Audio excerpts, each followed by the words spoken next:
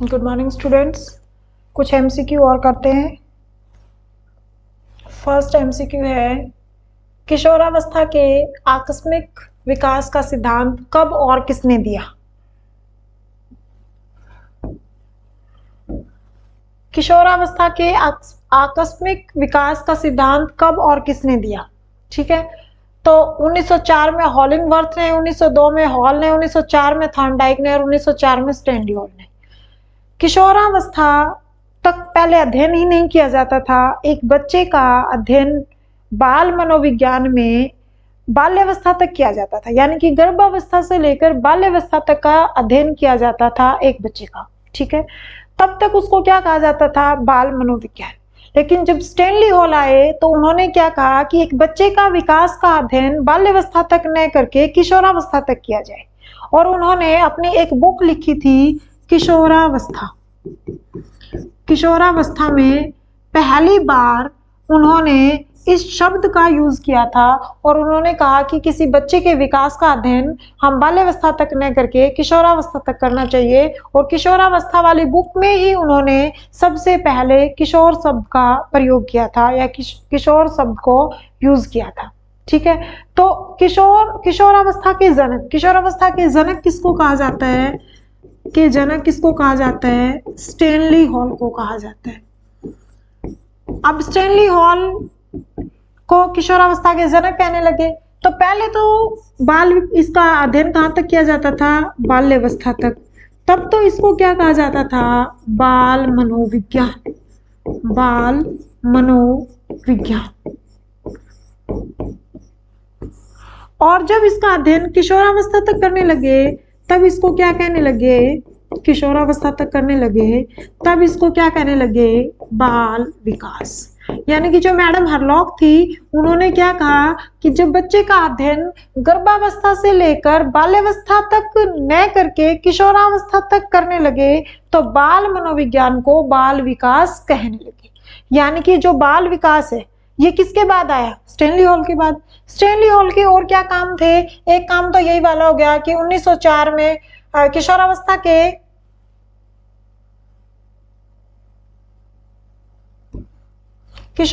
के जनक किसको कहा जाता है? स्टैनली हॉल को कहा जाता है। और उन्होंने 1887 में क्या किया था? और 1887 में न्यूयॉर्क में बाल सुधार गृह बनाया था। बाल सुधार गृह बनाया था। एक काम तो ये वाला हो गया। दूसरा, उन्होंने किशोरावस्था में किशोरा शब्द का यूज किया। तीसरा उन्होंने क्या किया? ये आकस्मिक विकास का सिद्धांत किसने दिया था? ये वाला सिद्धांत किसने दिया था? स्टैनली हॉल ने 1904 में दिया था। और क्या किया था? तीन काम ये हो गए। ठीक है, और क्या काम किया था? इन्होंने 2 संस्थाएं चलाई थी और दोनों संस्थाओं के नाम क्या थे? 3 काम। चौथा काम क्या था? इन्होंने 2 संस्थाएं चलाई थी और 2 संस्थाओं के नाम क्या थे? एक संस्था का नाम था चाइल्ड स्टडी सोसाइटी, और दूसरी का नाम क्या था? Child welfare organisation. Stanley Hall के बारे में इतना ही पूछा जाता है। किशोरावस्था के जनक किसको कहा जाता है? स्टैनली हॉल को। बाल सुधार गृह न्यूयॉर्क में 1887 में बनाया। 2 संस्थाएं चलाई थी, चाइल्ड स्टडी सोसाइटी और चाइल्ड वेलफेयर ऑर्गेनाइजेशन। और किशोरावस्था ये क्या थे? बाल आंदोलन के जनक भी कहा जाता है। और इनको क्या कहा जाता है? बाल आंदोलन के जनक। स्टैनली हॉल से इतने ही क्वेश्चन बनते हैं। एक प्रश्नावली विधि के जनक भी कहा जाता है, लेकिन प्रश्नावली विधि में सबसे ज्यादा काम किसने किया था? वुडवर्थ ने किया था। जो प्रश्नावली विधि की जो खोज की थी वो किसने की थी? वुडवर्थ ने की थी। बाद में इनका रोल आया था। ठीक है, तो इतने ही क्वेश्चन बनते हैं यहाँ से। नेक्स्ट देखो, प्याजे के किस संज्ञानात्मक विकास। पहली बात है, एक क्वेश्चन यहीं पे छुपा हुआ है कि प्याजे ने कौन सा विकास सिद्धांत दिया था? प्याजे ने संज्ञानात्मक विकास। देखो, साथ साथ पीछे वाले क्वेश्चंस को रिवाइज करोगे तभी आपका काम चलेगा। जितने भी रोज एमसीक्यू कराती हूँ उसमें कुछ ना कुछ पीछे वाला भी रिपीट होता है। तो बार बार एक चीज को करोगे। अब ये प्याजे रोज ही पढ़ लेते हैं क्योंकि ये फेवरेट क्वेश्चंस में आता है। प्याजे हो गया, वाइगोत्स्की हो गया, थॉर्नडाइक हो गया, पावलोव हो गया, ये इंपॉर्टेंट जो मनोवैज्ञानिक थे उनमें से आते हैं। तो प्याजे ने क्या दिया था, संज्ञानात्मक विकास सिद्धांत दिया था। यानी कि पहला क्वेश्चन तो यहीं से बन गया कि प्याजे ने क्या दिया था, संज्ञानात्मक विकास सिद्धांत दिया था। अब संज्ञानात्मक विकास सिद्धांत यानी कि कॉग्निटिव डेवलपमेंट थ्योरी दी थी। इसमें कितने स्टेप बताए थे उन्होंने, 4 स्टेप बताए थे। पहला स्टेप क्या था, सेंसोरी मोटर स्टेज या उसी को इंग्लिश में कहते हैं गामक क्रिया, पहला था। दूसरा क्या दिया था उन्होंने, दूसरा उन्होंने दिया था ये जो संवेदी पेशीय है ये वाला, इसी को क्या कहते हैं, वो वाला, उसको साफ करो वहां से। यानी कि पहला क्या था, ये वाला फर्स्ट था, इसी को क्या बोलते हैं, sensory motor stage, motor stage, या इसी को बोलते हैं गामक क्रिया। ठीक है। दूसरा क्या दिया था, दूसरा दिया था उन्होंने पूर्व संक्रियात्मक अवस्था, ये उनकी दूसरी थी। तीसरी क्या थी उनकी, मूर्त संक्रियात्मक अवस्था, और चौथी क्या थी, अमूर्त संक्रियात्मक अवस्था। यानी कि ये क्या थी, फर्स्ट, ये दूसरी, ये तीसरी और चौथी, 4 स्टेजेस दी थी। पहली का नाम था गामक क्रिया, फिर उसका था पूर्व संक्रियात्मक, फिर मूर्त संक्रियात्मक जिसको कॉन्क्रीट ऑपरेशनल भी बोलते हैं, और चौथी क्या थी, अमूर्त, और जिसको बोलते हैं फॉर्मल ऑपरेशनल या औपचारिक संक्रियात्मक। अब यहाँ कहते हैं प्याजे के किस संज्ञानात्मक विकास की दिशा में वस्तु का स्थायित्व यानी कि ऑब्जेक्ट परमानेंस, क्या होता है, ऑब्जेक्ट परमानेंस। अब बच्चा जब छोटा सा होता है, 3-4 महीने का होता है, उसके सामने मैंने कोई टॉय किया और फिर मैंने कहा कि बिल्ली ले गई, तो वो उसके आंखों के सामने से ओझल हुआ, इसका मतलब वो कहता है कि उसका कोई अस्तित्व ही नहीं है। जब तक 4-5-6 महीने का बच्चा होता है, उसके सामने कोई चीज होती है, तब तक वो उसको मानता है, और जब बिल्ली ले गई तो मतलब ले गई। ठीक है। अब 4-5 महीने को बिल्ली का नहीं पता होता, लेकिन 8-10 महीने वाले बच्चे को पता होता है और वो उसको भूल जाता है।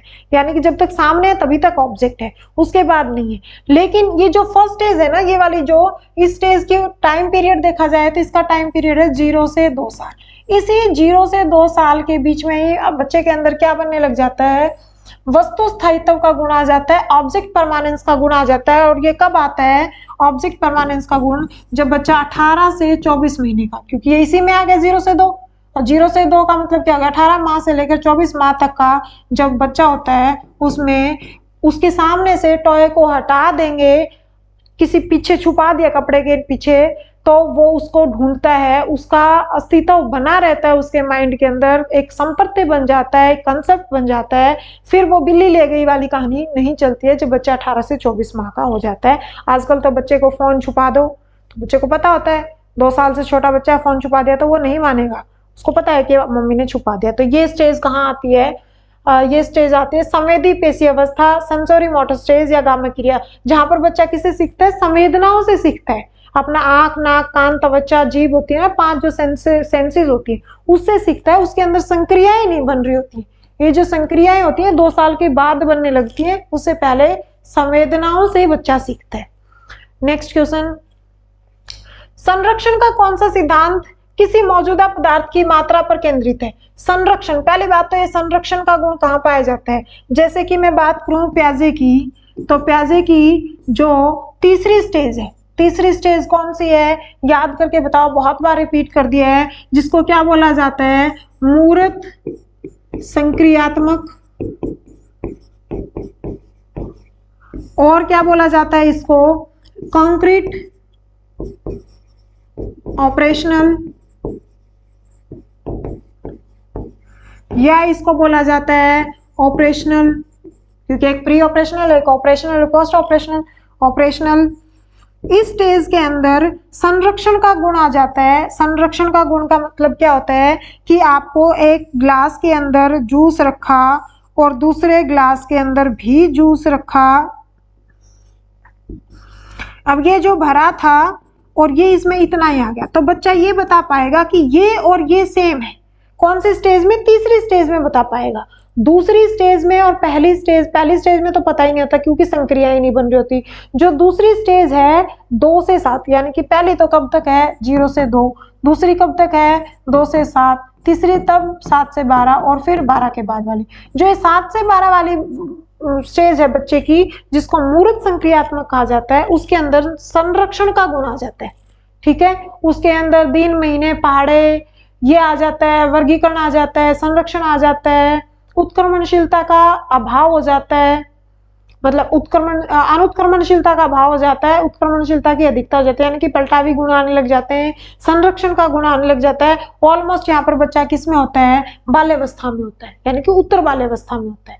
ठीक है, तो वहां पर संरक्षण का गुण आने लग जाता है, और इस संरक्षण के गुण के अंदर वो क्या क्या देखता है, उसकी लंबाई, चौड़ाई, उसका आयतन, यानी कि ये सब चीजें उसको पता लगने लग जाती हैं, संरक्षण का गुण आने लग जाता है। तो यानी कि संरक्षण का कौन सा सिद्धांत किसी मौजूदा पदार्थ की मात्रा पर केंद्रित है, किसके मात्रा पर केंद्रित है, द्रव्यमान पर केंद्रित है। बस, तो इसमें लंबाई, चौड़ाई, अनुपात सब कुछ देखा जाता है, लेकिन यहाँ से क्या आएगा, द्रव्यमान पर आधारित है। नेक्स्ट है, सुमेलित कीजिए आस्था बनाम अनास्था। पहली बात तो ये कौन सी स्टेजेस है, स्वायत्तता बनाम संदेह, ये कौन सी स्टेजेस हैं जिसके अंदर द्वंद्व की स्थिति आ जाती है, पहचान की स्थिति आ जाती है, संकट आ जाता है। यानी कि जो एरिक्सन की जो 8 स्टेजेस थी, एरिक्सन ने कितनी स्टेजेस दी थी, 8, और उसमें आदमी की पूरी लाइफ साइकिल को एक्सप्लेन कर दिया था। ठीक है, यानी कि जन्म से लेकर मृत्यु तक 8 स्टेजेस में बांटकर एरिक्सन ने पूरी लाइफ साइकिल को डिस्क्राइब कर दिया था। और इसके सिद्धांत का नाम क्या था, मनोसामाजिक सिद्धांत। मनोसामाजिक सिद्धांत, मनोसामाजिक को क्या बोलेंगे, साइको सोशल थ्योरी। ठीक है, देने वाला कौन था, एरिक्सन था। कितनी स्टेजेस में बांटा था, 8, और इसके अंदर क्या बन जाता है, द्वंद्व की स्थिति रहती है, कॉन्फ्लिक्ट की स्थिति रहती है, इसके अंदर मतलब डिसाइड नहीं कर पाता है। ठीक है, दुविधा में रहता आदमी बचपन से ही लेकर। तो आस्था बनाम अनास्था, इसको क्या कहा जाता है, इसको बोला जाता है ट्रस्ट वर्सेस अनट्रस्ट, विश्वास बनाम अविश्वास, आस्था बनाम अनास्था, या ट्रस्ट वर्सेस अनट्रस्ट। तीनों नाम बता दिए। अब पहली स्टेज कौन सी थी, जिसमें 0 से लेकर 1.5 वर्ष तक के बच्चे का, या 18 महीने तक के बच्चे का, 18 महीने का मतलब क्या होता है, 1 साल और 1 आधी साल, यानी कि 1.5 वर्ष बोल दो, वो स्टेज होती है। अब यहाँ पर जो ऑप्शन दे रखे, वो जो हमने ऑप्शन पढ़े थे एनसीईआरटी के हिसाब से, वो ऑप्शन मैच नहीं कर रहे। अब क्या करना पड़ेगा, हमने अंदाजा लगाना पड़ेगा, क्योंकि देखो 0 से 1.5 वर्ष वाली तो कोई है ही नहीं, 1 से 2 वाली है, अब 0 से 1.5 वाली नहीं है। तो पहली अवस्था क्या थी, विश्वास बनाम अविश्वास। माँ अपने बच्चे से प्यार करती है तो विश्वास हो जाएगा, और माँ उसको गिल्ला है, टॉयलेट में पड़ा है तो पड़ा रहने दिया, भूख लगी है तो रो रहा है तो रोने दिया, तो उसके अंदर अविश्वास की भावना आ जाएगी। यानी कि पहली स्टेज थी आस्था बनाम अनास्था, और जो टाइम पीरियड था वो क्या था, 0 से 1.5 साल। इसमें दे नहीं रखा, तो इसका मिलान किससे करेंगे, इसके साथ। दूसरी है स्वायत्तता बनाम संदेह। स्वायत्तता बनाम संदेह, ये थी उसकी दूसरी स्टेज। ठीक है, अब दूसरी स्टेज क्या थी, 1.5 साल के बाद, और 1.5 साल से 3 साल तक की। लेकिन 1.5 से 3 साल का कोई दे नहीं रखा, 3 से ऊपर वाला दे रखा है, तो किसको बनाएंगे, दूसरे वाला ये। फिर आता है पहल बनाम,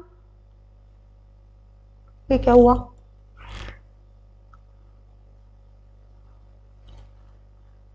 पहल बनाम गलानी। अब पहल कब करता है बच्चा, 3 से 5 साल में होता है। मान लो 4 पाई से नीचे उतर रहा है, या सीढ़ियों से चढ़ने की कोशिश कर रहा है, माँ उसको कहती है कि कर ले, तो कर लेता है। माँ उसको नहीं, ये गलत है, गिर जाएगा, चोट लग जाएगी, तो वो पहल करना छोड़ देता है। तो वो बच्चा थोड़ा सा बड़ा हो चुका है, 3 से 5 साल वाला हो चुका है, तो उसके अंदर ये वाली स्टेज आ जाएगी।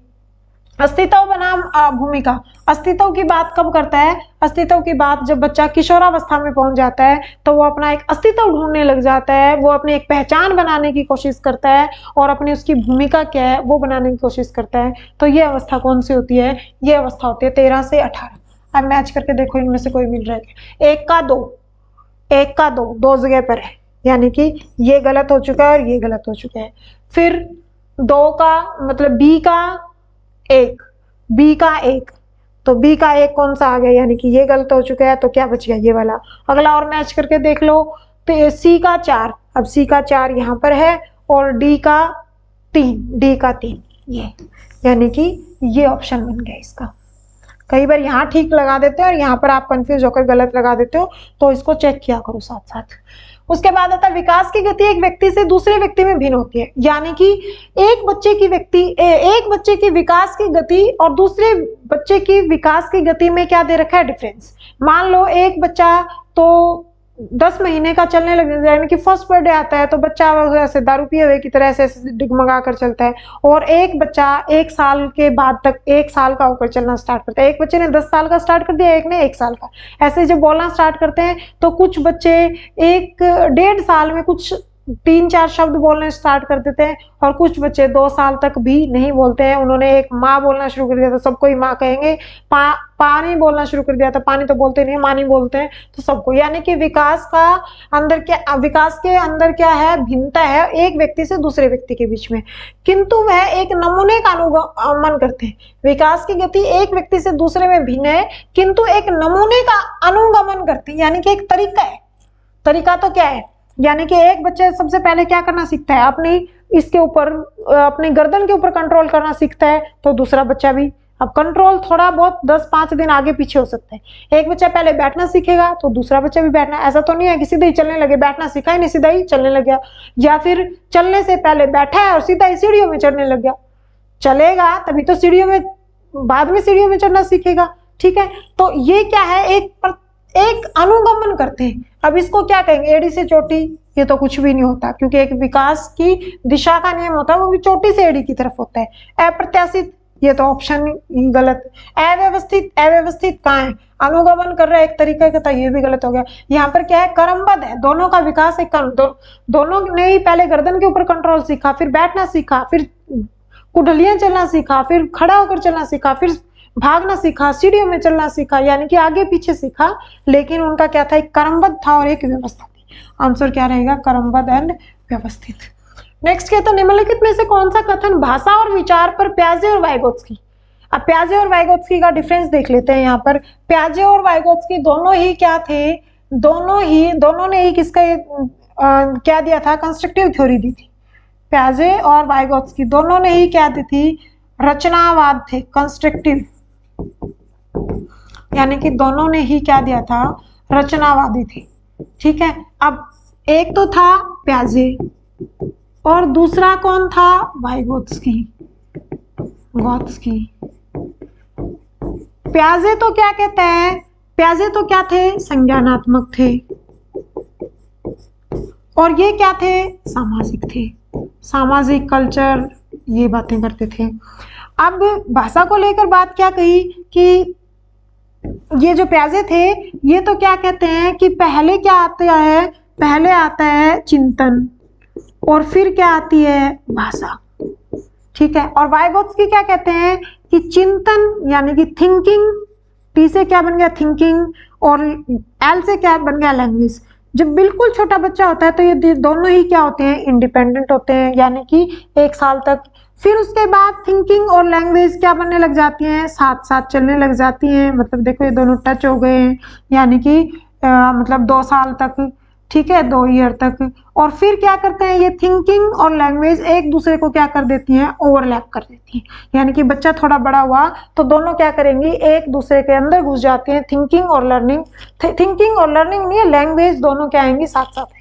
जबकि प्याजे क्या कहते हैं कि चिंतन पहले होता है, यानी कि विचार पहले आते हैं, फिर क्या आती है, भाषा। ये दोनों क्या थे, इंडिपेंडेंट। यहाँ पर पहले इंडिपेंडेंट थे, फिर साथ हुए, फिर मिक्स हो गए, यानी कि एक दूसरे का क्या बन गया, लिंक बन गया।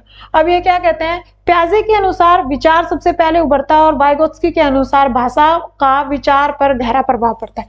भाषा का विचार के ऊपर गहरा प्रभाव पड़ता है, और यहाँ पर क्या कहते हैं, चिंतन पहले होता है और फिर क्या आती है, भाषा आती है। चिंतन को ही यहाँ पर क्या बोला गया है, विचार, थिंकिंग, चिंतन, विचार।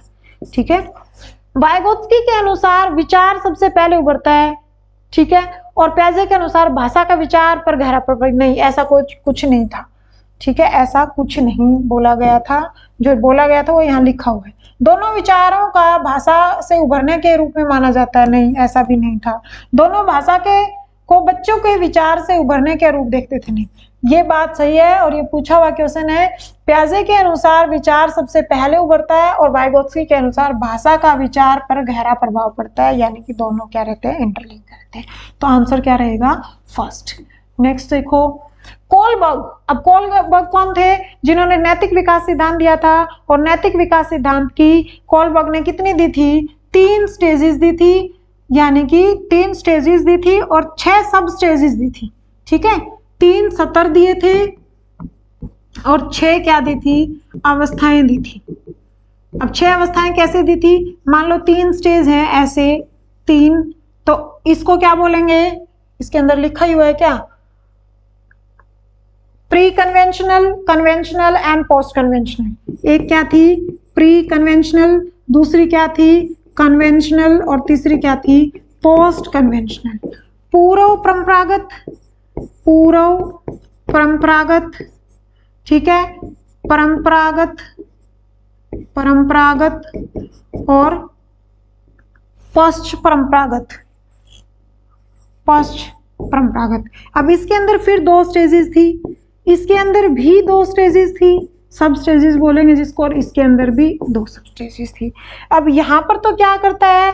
भय और डर से कि मिठाई इसलिए नहीं खानी कि उनके जाते ही माँ तुम्हें कुटेगी, ठीक है, या फिर टिट फॉर टैट, तुम मुझे पेंसिल दो मैं तुम्हें अपना पेन दूंगा। यानी कि फर्स्ट में तो क्या था कि उसके अंदर मतलब डर था, यानी कि माँ गेस्ट के जाते ही तुम्हारी पिटाई करेगी। यहाँ पर क्या था? टिट फॉर टैट था। फिर यहाँ पर क्या था? अच्छा लड़का और अच्छी लड़की थी। सारा नहीं लिखूंगी, याद करवा रही हूँ, पिछली किसी क्लास में बहुत अच्छे से करवाया गया होगा, पीछे वाली क्लासेस को देख लेना। यहाँ पर क्या था? अच्छा लड़का और अच्छी लड़की। यहाँ पर क्या करता था कि उसको इतनी समझ आ जाती कि जो समाज के नियम है उनको मानना है, ठीक है, समाज ने जो नियम मान रखे हैं वो अपने छोटे बड़े बहन भाई को भी समझाना स्टार्ट कर देता है कि नहीं ये गलत है, ये सही है। और यहाँ पर क्या करता है कि समाज के नियमों में बदलाव की बात करता है, और यहाँ पर विवेक के आधार पर वो उनमें बदलाव ले आता है, यानी कि काफी बड़ा किशोरावस्था में आ जाता है। यहाँ पर आकर ये वाली जो स्टेज थी ये 4 से 10 वर्ष वाली थी, ये 10 से 13 वाली थी, और ये 13 के बाद की थी। मोटा मोटी बता दी। अब देखो कोलबर्ग ने क्या दिया? सबसे पहला क्वेश्चन तो यहीं पर बन गया। कोलबर्ग ने क्या दिया था? नैतिक विकास सिद्धांत दिया था, मॉरल डेवलपमेंट थ्योरी दी थी कि एक अवस्था, अब ये 6 अवस्थाएं थी, जिसमें कोई व्यक्ति अपनी नैतिकता को वर्तमान में प्रचलित सामाजिक मानदंडों अथवा नियमों के अनुरूप आंकता है। यानी कि इस शब्द को पकड़ना है, सामाजिक मानदंडों एवं नियमों को आंकता है। अब ये सामाजिक की यहाँ तो कोई बात ही नहीं थी, यहाँ तो कोई भी बात नहीं थी, यहाँ भी कोई बात नहीं थी, एक यहाँ बात आती है और एक यहाँ बात आती है। अब यहाँ पर क्या कहते हैं? सामाजिक मानदंडों अथवा नियमों के अनुरूप आंकता है, यानी कि जो समाज में नियम बने हुए हैं उनको मानना स्टार्ट कर देता है। तो ये स्टेज कौन सी थी? इसको परंपरागत बोलते हैं, इसको कन्वेंशनल बोलते हैं, यानी कि नैतिकता का पूर्व परंपरागत, पूर्व तो ये वाला हो गया, तो ये तो गलत हो गया। नैतिकता का परंपरागत, इसी को कन्वेंशनल स्टेज बोलते हैं, जो मैंने यहाँ लिखवाई। और नैतिकता का पश्च परंपरागत वो लास्ट वाली थी, तो ये भी नहीं है, और ये कोई स्टेज ही नहीं होती है, ये कोई स्टेज ही नहीं होता। तो आंसर क्या रहेगा? Answer will be second. Next देखो, जब एक शिक्षक यह समझता है कि स्वाभाविक रूप से लड़के गणित में लड़कियों से अधिक अच्छे हैं। अच्छा, क्वेश्चन कहां से आया? 2 बातें होती हैं, एक होता है जेंडर स्टीरियोटाइप और एक होता है जेंडर बायस। यहाँ पे तो क्या होता है? पक्षपात की बात करते हैं, और यहाँ पर किसकी बात करते हैं? रूढ़िवादिता की बात करते हैं, रूढ़िवादिता की बात करते हैं, ठीक है। पक्षपात तो मतलब लड़का ये कर सकता है, लड़की ये नहीं कर सकती, और यहाँ पर लड़कियों को ऐसा नहीं करना चाहिए, लड़कियों को ये समाज में अलाउड नहीं है, लड़कियां 6 बजे के बाद नहीं आएंगी, ठीक है। यहाँ पर क्या है? लड़का मैथ में इंटेलिजेंट है, लड़का मैथ लेगा, इंग्लिश में, लड़कियां आर्ट लेंगी, मतलब आर्ट विदाउट मैथ वाला, ये वाले सब्जेक्ट लेंगी। यानी कि यहाँ पर तो होता है पक्षपात, और यहाँ दिखती है रूढ़िवादिता। जैसे कि बिल्ली का रास्ता काटने से गाड़ी को रोक देना, वो क्या है? एक परंपरागत धारणा है, एक रूढ़िवादिता है, उसको क्या बोलेंगे? जेंडर स्टीरियोटाइप वाली जो बात है। एक लड़की है, एक अपने दादा के साथ मार्केट जाने की जिद कर रही है, और दादा उसको, नहीं, एक लड़की है, ऐसे कहीं एग्जाम्पल था, एक लड़की है वो मार्केट जाने की अपने दादाजी के साथ जिद कर रही है उस दिन भी, ठीक है, पहले की तरह उस दिन भी। इसका मतलब वो जाती तो हर रोज थी, और दादाजी उसको लेकर नहीं जा रहे हैं, तो लड़की ने उसको थप्पड़ मार दिया, और दादी ये कहती है कि इसको समझा लो, अगले घर में जाकर दुखी पाएगी। इसका मतलब जेंडर बायस तो था नहीं कि लड़का मार्केट जाएगा और लड़की मार्केट नहीं जाएगी। अब ऐसा होता है कि लड़कियों को मार्केट जाने ही नहीं देते और लड़कों को जाने देते, तब तो था जेंडर बायस। लेकिन यहाँ पर एक कहा कि अगले घर में जाकर दुखी पाएगी, इसका मतलब क्या कर रही है वो, जेंडर स्टीरियोटाइप, रूढ़िवादिता की बात कर रही है। अब इस क्वेश्चन को पढ़ लेते हैं। जब एक शिक्षक, ये दो टाइप होते हैं, जेंडर स्टीरियोटाइप और जेंडर बायस, यहीं से क्वेश्चन आता है, बाकी इससे एक्स्ट्रा कुछ आएगा लिंग को लेकर। देखो एक बायोलॉजी में तो लिंग का मतलब क्या होता है, सेक्स क्या है, लड़का क्या है, लड़की क्या है, और मनोविज्ञान में लिंग का मतलब क्या समझते हैं हम, लड़का लड़की से उससे मतलब नहीं होता, लिंग का मतलब होता है, इस तरीके से डिवाइड करते हैं, एक जेंडर बायस होता है और एक जेंडर स्टीरियोटाइप होता है। जब एक शिक्षक एक समझता है कि स्वाभाविक रूप से लड़के गणित में लड़कियों से अच्छे होते हैं, यानी कि क्या कर रहा है, भेदभाव कर रहा है, भेदभाव कर रहा है मतलब पक्षपात कर रहा है, डिस्क्रिमिनेट कर रहा है, तो इसका मतलब जेंडर बायस होगा। वह यह दर्शाता है कि अध्यापक है, अब वो क्या, कैसा अध्यापक है, वो बायस कर रहा है, तो शिक्षा पर तो है ही नहीं, नीति परक भी नहीं है, सही दृष्टिकोण वाला भी नहीं है, इसका मतलब वो क्या कर रहा है, लिंग का पक्षपात कर रहा है, जेंडर बायस कर रहा है, रूढ़िवादिता नहीं है। यहाँ पर क्या बात कर रहा है वो, जेंडर बायस की बात कर रहा है। इजी क्वेश्चन था, नहीं तो उन दोनों में भी डिफरेंस पूछ लिया जाता है, जेंडर बायस और जेंडर स्टीरियोटाइप में भी बोथ और बोथ नहीं वाले ऑप्शन आ जाते। एक विद्यार्थी जो परीक्षा में असफल हो जाता है और परीक्षक को दोष देता है, ठीक है, इस प्रकार की रक्षा युक्ति क्या कहलाती है, इस प्रकार की रक्षा युक्ति क्या कहलाती है, यानी कि गलती खुद की है, विद्यार्थी परीक्षा में असफल हो जाता है। देखो रक्षा युक्तियां क्या होती हैं, आदमी के अंदर असमायोजन या कुसमायोजन की भावना होती है, और जब आदमी कुसमायोजित हो जाता है तो उसके अंदर तनाव आ जाता है, उसके अंदर भय आ जाता है, उसके अंदर मतलब अपने आप के अंदर स्ट्रेस आ जाता है, एंजाइटी आ जाती है, उसे बाहर निकलने के लिए वो रक्षा युक्तियां अपनाता है। कुछ डायरेक्ट होती हैं, प्रत्यक्ष होती हैं, कुछ अप्रत्यक्ष होती हैं। प्रत्यक्ष होती है वो चेतन मन में होती है, और अप्रत्यक्ष होती है वो अचेतन मन में होती है। जो चेतन मन में होती है वो जानबूझकर किए उठाए गए कदम है, और जो अचेतन मन में है वो क्या होती है, जानबूझकर नहीं उठाए गए कदम होते, वो समायोजित रखने के लिए, तनाव, चिंता, भय से बाहर निकलने के लिए ऑटोमेटिक क्रियाएं होती हैं। अब पहली बात तो यहाँ पर जो चार दे रखी है, ये चारों ही कौन सी विधियां हैं, इनडायरेक्ट विधियां हैं, अप्रत्यक्ष विधियां हैं, रक्षात्मक अप्रत्यक्ष विधियां हैं। यानी कि आदमी के अंदर क्या होता है, ईद होता है, ईगो होता है और सुपर ईगो होता है। अब ईद में तो क्या करता है, आदमी स्वार्थी होता है और अपने स्वार्थ को पूर्ति करने के लिए किसी हद तक भी जा सकता है, यानी कि समाज के साथ संतुलन बनाकर नहीं रखेगा। और सुपर ईगो में आदर्शवादी इतना होता है कि अपने आदर्शों की पूर्ति के लिए, आध्यात्मिकता की तरफ बढ़ने के लिए अपने मन के अंदर अपनी इच्छाओं को दबाता रहता है, और फिर लास्ट में क्या बन जाता है, कुसमायोजित बन जाता है। और इन दोनों के बीच में बैलेंस बनाने का काम कौन करता है, ईगो करता है, ठीक है। यानी कि ईगो की हमें क्या करनी चाहिए, रक्षा करनी चाहिए। सबसे अच्छा पार्ट यही है इन दोनों में से, और इसकी क्या करनी चाहिए, रक्षा करनी चाहिए। किसके लिए, समायोजन के लिए। अब समायोजन होगा तो उसके अंदर तनाव, भय, डर जैसी समस्याएं नहीं होंगी, उसके अंदर आत्मविश्वास भी होगा, उसके अंदर सहनशीलता भी होगी, उसके अंदर दृढ़ता भी होगी। तो यानी कि इनको क्या बोला जाता है, ईगो मैकेनिज्म, वो ईगो डिफेंस मैकेनिज्म बोला जाता है। इसको इंग्लिश में देखो, ये जो रक्षा युक्ति लिखी हुई, इसको क्या बोला जाता है, ईगो डिफेंस मैकेनिज्म बोला जाता है, ठीक है। और ये दो तरीके से होता है, यानी कि ये दो तरीके से होता है, एक प्रत्यक्ष और एक अप्रत्यक्ष। अब प्रत्यक्ष वाला तो चेतन मन में होता है और अप्रत्यक्ष वाला अचेतन मन में होता है। किसी थ्योरी की क्लास में बहुत अच्छे से एक्सप्लेन कर रखा है, वहां से देख सकते हो आप, चेतन और अचेतन मन में, ठीक है। तो अचेतन मन वाली ये चारों विधियां दे रखी है। अब अपनी असफलता का ठिकरा दूसरे के सिर पर फोड़ रहा है, ठीक है। इसका मतलब क्या हुआ कि वो क्या कर रहा है, वो कर रहा है प्रक्षेपण कर रहा है, प्रोजेक्शन कर रहा है।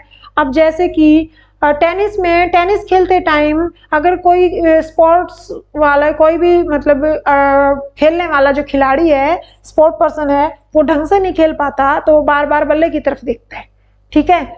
नाच न जाने आंगन टेढ़ा, खुद का ब्लेम दूसरे पर लगा देना, या फिर जैसे कि क्रिकेटर है तो वो अच्छे से खेल नहीं खेल पाता है, तो बार बार अपने बैट को उठाता है और ये देखता है कि मैंने तो अच्छे से शॉट मारा था, पता नहीं क्यों नहीं लगा। मतलब वो अपने ऐसे उसके माइंड के बिहेवियर होता है कि वो समाज में समायोजित रहने के लिए अपना ठीकरा दूसरे के सिर पर फोड़ देता है। उसको क्या कहते हैं? प्रक्षेपण कहते हैं। ठीक है।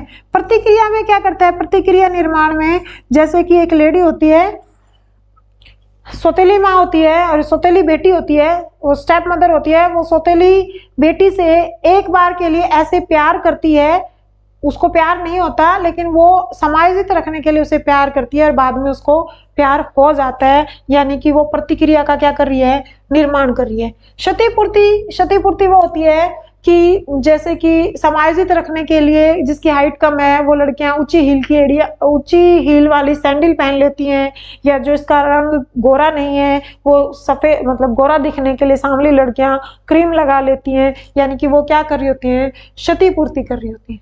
अब औचित्य सिद्ध करना या उसी को तादमातीकरण बोलते हैं। उसके अंदर ये भी एक प्रकार की क्या होती है? रक्षा युक्ति होती है। रक्षा युक्ति वाले टॉपिक में कम से कम 15 रक्षा युक्तियां करवा रखी हैं, इनडायरेक्ट वाली, और 4-5 डायरेक्ट वाली करवा रखी है, वहां से इसको देख सकते हो। फिर आता है किशोरावस्था में मार्गदर्शन के लिए शिक्षा की कौन सी व्यवस्था करनी चाहिए? किशोरावस्था के मार्गदर्शन के लिए तो किशोरावस्था में क्या होता है? तूफान दबाव। स्टैनली हॉल ने क्या कहा था कि ये तूफान दबाव और संघर्ष की अवस्था है। 1904 में पहली बार किशोरावस्था के ऊपर जो बुक लिखी गई थी उसमें किशोर शब्द लिखा गया था। 1887 में स्टैनली हॉल ने न्यूयॉर्क में बाल सुधार गृह स्टार्ट किया था। उन्होंने 2 संस्थाएं भी स्टार्ट की थी, चाइल्ड वेलफेयर ऑर्गेनाइजेशन और चाइल्ड सोशल सोसाइटी करके। चाइल्ड वेलफेयर ऑर्गेनाइजेशन और चाइल्ड स्टडी सोसाइटी करके स्टैनली हॉल ने 2 संस्थाएं स्टार्ट की थी। वहीं से एक क्वेश्चन है किशोरावस्था, वहीं से तो नहीं है, मतलब किशोरावस्था पर पूछा गया हुआ है। किशोरावस्था शब्द का पहली बार प्रयोग किसने किया था? स्टैनली हॉल ने किया था, और उसके बाद बाल मनोविज्ञान की जगह पर बाल विकास बन गया था। अब उनकी शिक्षा में क्या होना चाहिए? उनकी शिक्षा के अंदर यौन शिक्षा होनी चाहिए, व्यवसायिक काम धंधे क्या करेंगे, बिजनेस कैसा होगा, उनके अंदर मानवता होनी चाहिए, उनके अंदर नैतिकता होनी चाहिए। मानवता, नैतिकता, ये जो मानवता है ना, ये थर्ड फोर्स बोला गया है मनोविज्ञान का। फर्स्ट फोर्स क्या है? फर्स्ट फोर्स किसको बोला गया है? मनोविश्लेषणात्मक को, सिगमंड फ्राइड वाले को बोला गया है। दूसरा व्यवहारवाद को बोला गया है, और तीसरा किसको बोला गया है? ये मानवता वाले को बोला गया। यानी कि किशोरावस्था के अंदर मानवता होना चाहिए, मूल्यों का ज्ञान होना चाहिए, व्यावसायिक शिक्षा होनी चाहिए और यौन शिक्षा होनी चाहिए। यानी कि आंसर क्या रहेगा? उपरोक्त सभी। अधिगम के संबंध में पहली बात, अधिगम क्या होता है? अधिगम क्या होता है? लर्निंग। ठीक है, यानी कि क्या कहते हैं? सीखना। अब सीखना क्या होता है? व्यवहार में स्थायी परिवर्तन को ही हम क्या कहते हैं? अधिगम कहते हैं। और ये किसके कारण आता है? अभ्यास के कारण आता है।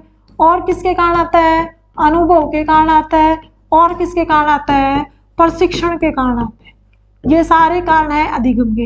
लेकिन थकान, बीमारी, परिपक्वता, मादक पदार्थों का सेवन, संवेगात्मक चेंजेस जो होते हैं उनके कारण जो परिवर्तन आता है उसको हम अधिगम नहीं कहेंगे। अधिगम क्या है? एक व्यवहार में परिवर्तन होता है, व्यवहार में स्थायी परिवर्तन। तो ये बात तो सही है। क्या छांटना है आपको? असत्य छांटना है। अधिगम उद्देश्य सहित होता है, यानी कि लक्ष्य निर्धारित। जो हम कुछ भी अधिगम कर रहे हैं, अब मैं तुम्हें पढ़ा रही हूँ, तुम क्यों पढ़ रहे हो? क्योंकि तुमने एचटेट क्लियर करना है, तुमने रीट क्लियर करना है, तुमने जेबीटी क्लियर करना है, तुमने टीजीटी क्लियर करना है, पीजीटी, यानी कि तुम्हारा एक लक्ष्य है, तभी तो तुम सीख रहे हो। ऐसे तो बेवकूफी में कोई भी नहीं सीखेगा। यानी कि अधिगम का उद्देश्य सहित है और उसका एक लक्ष्य भी होता है। हाँ, ये बात सही है। अधिगम क्या होता है? जन्म से लेकर मृत्यु तक चलता रहता है, यानी आदमी कुछ ना कुछ सीखता ही रहता है। ऐसा नहीं है कि आदमी, मतलब ये क्या होता है कि जीवन पर्यंत होता है, जन्म से लेकर मृत्यु तक होता है। तो अधिगम जन्म से प्रारंभ होकर मृत्यु तक जारी रहता है, ये बात भी सही है। छांटना क्या था? असत्य। अधिगम के द्वारा आने वाले व्यवहारिक परिवर्तन तात्कालिक होते हैं। नहीं, अधिगम के कारण आने वाले व्यवहारिक परिवर्तन तात्कालिक नहीं होते हैं। अधिगम करने में क्या लगता है? समय लगता है, ये इसको टाइम चाहिए होता है। ठीक है। अब अधिगम के जब सिद्धांत पढ़ते हैं तो 2 सिद्धांत होते हैं। एक क्या होता है? व्यवहार। अधिगम के जब सिद्धांत पढ़ते हैं, एक होता है व्यवहारवाद का सिद्धांत और दूसरा क्या होता है? संज्ञानवाद का। संज्ञानवाद का। जो व्यवहारवाद वाला होता है ना, इसके अंदर तर्क तुर्क नहीं होता है, इसमें तो बहुत ज्यादा समय लगता है क्योंकि व्यवहार में चेंज हो रहा होता है। मान लो ये पहाड़े रटना हो गया, 12 कड़ी रटनी होगी, और इसमें क्या होता है, इसमें बुद्धि का प्रयोग किया जाता है। यानी कि ये तो अचानक हो सकता है, व्यवहारवाद वाला अधिगम कभी भी अचानक नहीं होता। और वैसे भी अधिगम करने के लिए जो व्यवहारिक परिवर्तन होते हैं वो तात्कालिक नहीं होते हैं, उनमें क्या लगता है, समय लगता है। यानी कि यहाँ पर क्या आना चाहिए, उनमें समय लगता है। इसका मतलब गलत कौन सा हो गया, ये वाला, यानी कि आंसर क्या रहेगा, ये वाला। ठीक है, ऐसा ये है। नेक्स्ट देखो, राधा विज्ञान शास्त्र में से संबंधित प्रयोग कर रही है और अध्यापक हर 5 मिनट में परवलन दे रहा है। परवलन मतलब बार बार उसको रेफोर्समेंट दे रहा है, उसको पुनर्बलन दे रहा है। अब ये हर 5 मिनट में दे रहा है, यानी कि जो पुनर्बलन होता है, पुनर्बलन जो होता है वो 2 तरीके का होता है। एक तो कॉन्टिन्यूस होता है, सतत होता है, और दूसरा क्या होता है, दूसरा होता है आंशिक। अब ये तो क्या होता है, एक क्रिया की, सतत वाला तो क्रिया की और पुनर्बलन दे दिया, क्रिया करी और पुनर्बलन दे दिया। ये जो आंशिक वाला होता है ना, ये फिर 2 तरीके से होता है। एक तो क्या होता है, इसको किस तरीके से दिया जाता है, अनुपात में दिया जाता है, और एक क्या दिया जाता है, इसको अंतराल में दिया जाता है। ठीक है, स्किनर बात करते हैं इस पुनर्बलन की। अनुपात में भी फिर किस तरह से देंगे, फिक्स को क्या बोलते हैं, स्थिर। एक तो होगा फिक्स्ड और एक क्या होगा, वेरिएबल, यानी कि फिक्स्ड रेशो में देंगे या वेरिएबल रेशो में देंगे। और अंतराल वाला भी, फिक्स का मतलब क्या है, हर 5 मिनट में दिया तो ये क्या है, फिक्स। और कभी 2 मिनट में दे दिया और कभी 5 मिनट में दे दिया, उसको क्या बोल देंगे, वेरिएबल। फिक्स क्या होता है, स्थिर, और ये क्या होता है, वेरिएबल को, चेंज को क्या बोलते हैं, बदलने वाला। एक तो अस्थिर, सेम उसको ही कर लेना। ठीक है, यानी कि पुनर्बलन कितने तरह का होता है, 2 तरह का। एक होता है ऊपर मात्रा आएगी रहेगी, सतत, और दूसरा क्या होता है, आंशिक। सतत में क्या होता है, क्रिया की फिर पुनर्बलन दे दिया, क्रिया की पुनर्बलन दे दिया, और इसमें रुक रुक कर दिया जाता है। रुक रुक कर कैसे देंगे, या तो अनुपात में देंगे, यानी कि फिक्स रेशो में देंगे, या वेरिएबल रेशो में देंगे, या अंतराल में देंगे। अब यहाँ क्या मिल रहा था, अंतराल। अंतराल का मतलब होता है समय का अंतराल। ठीक है, तो मान लो एक बच्चे ने होमवर्क किया, एक कॉपी का होमवर्क किया और उसको 2 टॉफी दे दी। ठीक है, फिर दूसरी कॉपी का होमवर्क किया, उसको 2 टॉफी दे दी। तो ये तो क्या है, अनुपात। और अनुपात कौन सा, फिक्स। या एक कॉपी का होमवर्क किया, 2 दे दी, दूसरी कॉपी का दिया 5 दे दी, तीसरी कॉपी का किया फिर 3 दे दी। तो ये तो क्या हो गया, वेरिएबल। और सेम दे रहे थे तब क्या था, फिक्स था, ये पुनर्बलन था। अब अंतराल में क्या है, हर 5 मिनट के बाद, हर 10 मिनट के बाद, हर 15 मिनट के बाद दे रहे हो तो फिक्स हो गया। कभी 5 मिनट, कभी 7 मिनट, कभी 3 मिनट में दे दिया तो उसको क्या बोलेंगे, वेरिएबल। यहाँ क्या मिल रहा था, 5 मिनट में। अब 5 मिनट में मिल रहा था तो इसका मतलब अनुपात की तो बात नहीं कर रहा, समय की बात कर रहा है। अब समय की बात, निरंतर या सतत एक ही बात है। निरंतर की भी बात नहीं कर रहा, किसकी बात कर रहा है, आंशिक की। परिवर्तनशील नहीं कर रहा, 5 मिनट की बात करता है। निश्चित अंतराल परवलन नियम। ठीक है, यानी कि निश्चित वाले को क्या बोलोगे, फिक्स्ड, अंतराल, आंशिक, पुनर्बलन। ठीक है, नेक्स्ट देखो, उद्दीपक अनुक्रिया, मिलान करना है भाई इसको फिर से। उद्दीपक अनुक्रिया, अब उद्दीपक क्या होता है, हमारा जो लक्ष्य होता है उसी को क्या कहते हैं, उद्दीपक कहते हैं। और अनुक्रिया क्या होती है, जो हम रिस्पॉन्स देते हैं। ठीक है, उद्दीपक को ही हम क्या बोलते हैं, स्टिमुलस, और अनुक्रिया को क्या बोलते हैं, रिस्पॉन्स। अब ये बात, ये एसआर थ्योरी थी, ये किसने दी थी, ये किसने दी थी, थॉर्नडाइक ने। ये किसने दी थी, थॉर्नडाइक ने। तो ऑप्शन में है क्या, थॉर्नडाइक, ये रहा। यानी कि जो उद्दीपक अनुक्रिया वाली जो थ्योरी थी, ये किसने दी थी, थॉर्नडाइक ने दी थी। और इसका मिलान कर देंगे, एक्सप्लेन तो फिर किसी और क्लास में करूंगी, इसका मिलान कर देंगे यहाँ पर। ठीक है, फिर आता संकेत, साइन थ्योरी। अब साइन थ्योरी किसने दी थी, साइन थ्योरी में क्या था, साइन थ्योरी में ये था, चूहों पर प्रयोग किया था टॉलमैन ने चूहों पर प्रयोग किया था। एक ए टाइप के चूहे थे, एक बी टाइप के चूहे थे। भोजन रख दिया ए टाइप वालों के लिए और बी टाइप वालों के लिए भोजन नहीं रखा। तो ए वाले तो सीधे भोजन के पास पहुंच गए, लेकिन बी वाले भोजन के पास पहुंचे तो उनको लग गया समय। एक कहानी हो गई कंप्लीट। ए टाइप वालों के पास भोजन रख, मतलब ए टाइप वाले चूहे यहाँ है, भोजन यहाँ रखा, जैसे इन चूहों को छोड़ा सीधे भोजन के पास गए, लेकिन बी वालों को भी उसी टाइम छोड़ा, पर बी वाले के सामने भोजन नहीं रखा हुआ था तो उस दीवार तक गए वो, लेकिन उतना स्पीड से नहीं गए।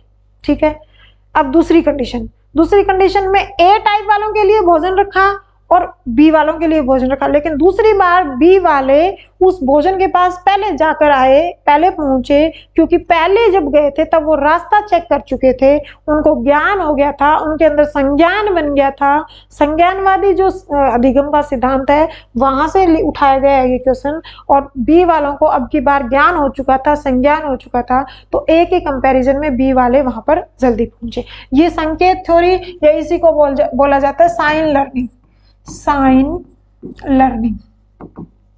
ठीक है, ये किसने दी थी? टॉलमैन ने दी थी। बात खत्म। फिर उसका आता है, उसके बाद आता है क्षेत्र सिद्धांत। अब क्षेत्र सिद्धांत किसने दिया था? Field theory. इसको क्या बोला जाता है इंग्लिश में? Field theory. ठीक है, इंग्लिश वाले नाम भी याद कर लिया करो। अब फील्ड थ्योरी में क्या कहा था? ये किसने दी थी? कुर्ट लेविन ने दी थी। और इसके अंदर सी का 2, यानी कि ए का क्या था? ए का था 3, बी का था टॉलमैन वाला 4, सी का था कुर्ट लेविन वाला। तो ये जो कुर्ट लेविन वाले थे, इस थ्योरी में क्या कहा गया था कि जो लर्निंग है ना, लर्निंग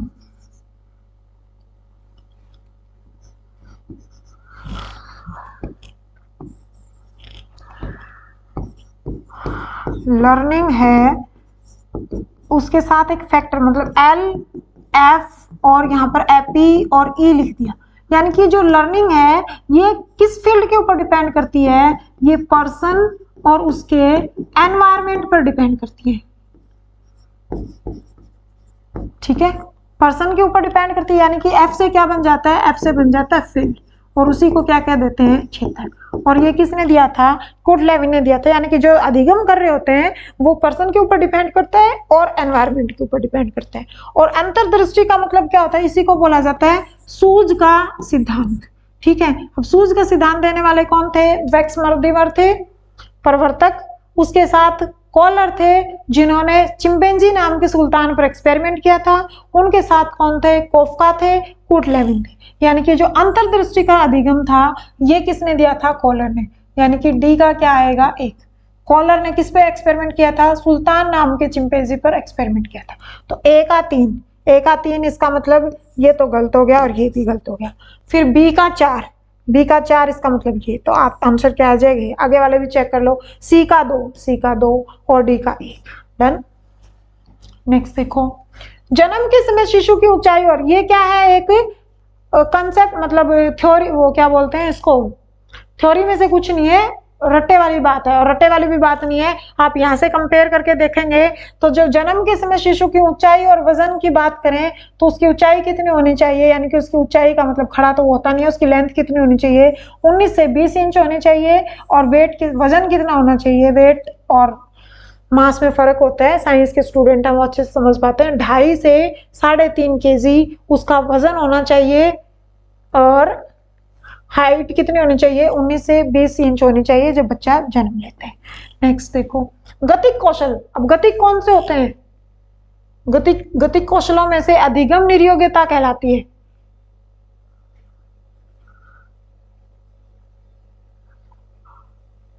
गतिक कौशल देखो, जो कुछ हिलडुल कर होते हैं, एक एक को पढ़ते हैं। डिस्फेजिया तो मतलब क्या होता है? बोलने में निर्योग्यता।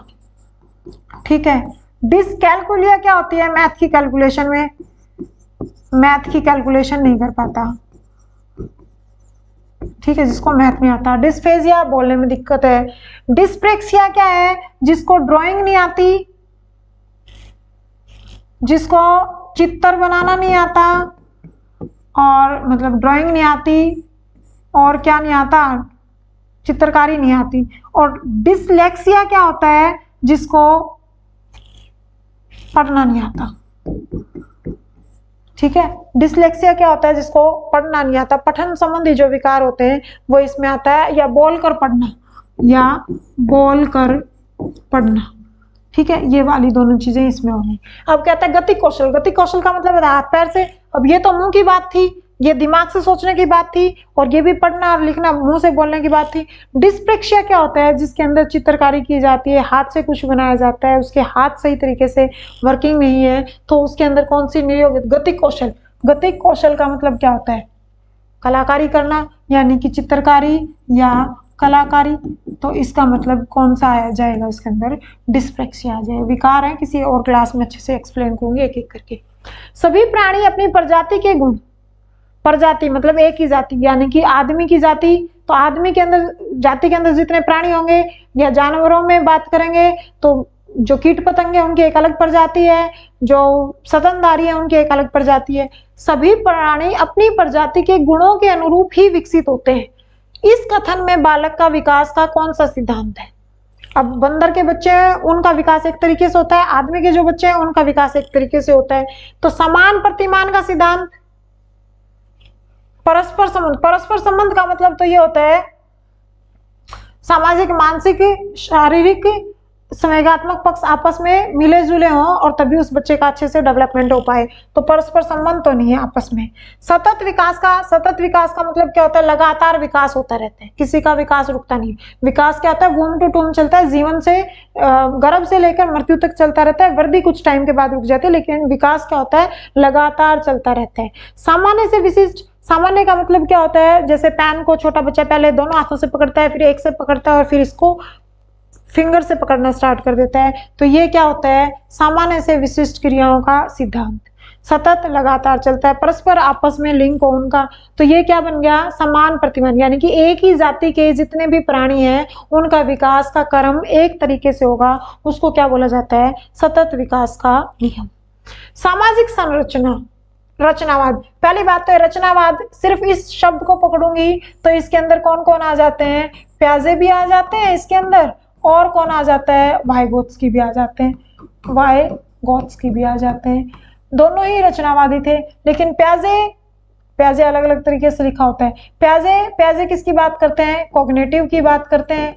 और ये किसकी बात करते हैं? सोशल और कल्चर की बात करते हैं। यहाँ पर किसकी बात करी गई? सामाजिक। तो कौन आएगा? वाइगोत्स्की। के जनक के रूप में निम्नलिखित में से कौन है? तो कौन आएगा? वाइगोत्स्की। डीवी, ये तो हम उसमें पढ़ते हैं जो शिक्षण विधियां हैं। प्याजे ऐसे लिखा हुआ था वहां पर भी। तो ये किस में पढ़ते हैं हम? संज्ञानात्मक विकास में पढ़ते हैं, कॉग्निटिव डेवलपमेंट में पढ़ते हैं। नेक्स्ट है सृजनात्मकता, क्रिएटिविटी के बारे में क्या गलत है? क्या छाटना है? पहली बात तो गलत। सृजनात्मकता व बुद्धि, यानी कि क्रिएटिविटी और इंटेलिजेंसी सदैव साथ साथ चलते हैं। हाँ, क्रिएटिव कब होगा? जब इंटेलिजेंसी होगी। अब इंटेलिजेंसी नहीं है तो क्रिएटिविटी भी नहीं होगी, उसको चीटिंग करने भी नहीं आएगी। सृजनात्मकता में लचीलापन होता है, क्रिएटिविटी में क्या होता है? लचीलापन होता है। सृजनात्मकता सार्वभौमिक होती है, हर जगह पर वही, मतलब इंडिया में भी है, पाकिस्तान में भी है, वहां के बच्चे भी क्रिएटिव हो सकते हैं, यहाँ के भी हो सकते हैं। सृजनात्मकता में अहम का समावेश, अहम कहाँ से आ गया इसके अंदर? अहम का समावेशन होता है, ये नहीं होता है सृजनात्मकता में, अहम का कोई समावेशन नहीं होता है। तो गलत क्या हो गया? गलत ये वाला हो गया। ठीक है, नेक्स्ट। एक छात्र जो अंक अर्जित करने के लिए कार्य पूरा करता है, यानी कि उसको क्या चाहिए? उसको नंबर चाहिए, उसको ज्ञान हो या ना हो, उसको क्या चाहिए? उसको अच्छा दिखना है। ठीक है, उसको उसके नंबर बहुत सारे होने चाहिए, चाहे वो चीटिंग करके लाए, चाहे वो कॉपी करके लाए, कैसे भी करके लाए, लेकिन उसको चाहिए बहुत सारे नंबर, कॉपी में भरकर नंबर आए, ज्ञान आए चाहे ना आए। तो आवश्यकताओं का जानना नहीं, आंतरिक कारक, अंदर से कारक होगा तो वो पढ़कर नंबर लेकर आएगा, यानी कि उसका आंतरिक कारक कोई नहीं है। बाहरी कारक, यानी कि माँ बाप फोर्सफुली उसको कहें, या फिर महारत, उसको क्या चाहिए? उसको महारत हासिल करनी है, यानी कि इसलिए उसको भर भर कर नंबर चाहिए। क्वेश्चन इतने ही थे, क्लास को यहीं खत्म करते हैं। Thank you, have a nice day.